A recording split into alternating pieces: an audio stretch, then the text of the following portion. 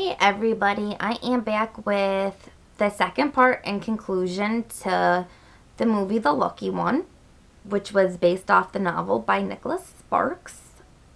Um, the previews on TV made the movie seem so much different than what it was. In the previews, it kind of it shows the better scenes, that the best scenes pretty much of the movie, and it makes it seem like it's just a love story, but it's not. There's more details and things going on that are woven into it that are just as important as the love story between Beth and Logan.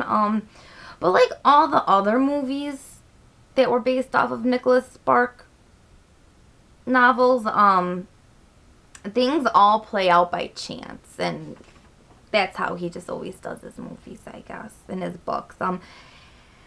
It had a really good soundtrack. If you watch the trailers to the movie, there's a couple different ones. Like there's one by The Fray. I couldn't figure out who the other one was by, and you could go on Amazon and actually listen to it. So I thought it was a pretty decent soundtrack. I mean, I'd buy the soundtrack. One thing I really disagreed with was Zach and Beth's age. I called him Zach. Logan. Oh my god. Okay. Zac Efron was too young to play Logan, and you can see that in the movie. Beth's age was correct, but Zac Efron, I know, I guess he's what's popular, he's what's in now, but I did not like him as Logan. I really didn't care for the girl that played Beth, but she was the appropriate age as Zac Efron. No, a lot of people thought he was going to make the movie. To me, he's really what kind of broke the movie. And that also ties in how I think better actors should have been picked. And the reason why I feel this way is because they don't have a good chemistry at all throughout the movie, as far as being attracted to each other, being in love. Sometimes it seems forced, and it's not very romantic. Like I said, it's lukewarm. They don't, like I said before, they don't define a relationship, but they're kind of like on the fence with each other. They're being intimate and, you know, all that stuff, but there's like no like relationship establishment. So that's what kind of reminded me of high school. What else do we have here? Yeah, as with the thing with how better actors and actresses should have been picked was, like, everyone's seen The Notebook and seen the chemistry between Allie and Noah. Everyone seen Dear John and how Channing Tatum and Amanda Seyfried's chemistry was. What else was there? A Walk to Remember, the chemistry between Mandy Moore and the dude who plays whoever, yeah, I don't know his name, but they have a chemistry on the screen, and I know that's very hard to find, but they could have done a way better job of picking people. I mean, pretty much with all of the Nicholas Spark movies, with the exception of the last song, I didn't like Miley Cyrus and that other dude together. I thought their chemistry sucked. But the majority of his movies, it was fantastic. They did a fantastic job, but it was a letdown with the whole love story. I mean, it lacked so much, and it could have been made so much better. It was disappointing. And it also, the movie is a good movie, don't get me wrong, because I'm not going to give away the end or do any spoilers. But it seems like a collection of things from all of the other Nicholas Spark movies. Like, for example, in The Notebook, how Allie thought Noah was kind of like a little strange, like a little weird. Well, Beth thinks the same thing of Logan. And with the last song, Same thing with a family crisis interwoven in the story. And with Dear John, the whole portrayal of being in war and whatnot and things like that. So it just seemed like it was a pick and pull from, you know, and even I can't think of the books off the top of my head. Other things that were in other books were kind of in this. Don't get me wrong, it didn't make it a bad movie. It's just, I just don't agree with it. And another odd thing I found was, in all his other movies, there's time lapses, and especially like in The Notebook. You can see the time lapse. You kind of know the time and the place with the characters and what's going on. It was in all of his movies, based off of the Nicholas Sparks books, that yeah, there was a time lapse and you understood it. But with The Lucky One, you have no idea what day it is, how long Logan's been working and hanging around with Beth.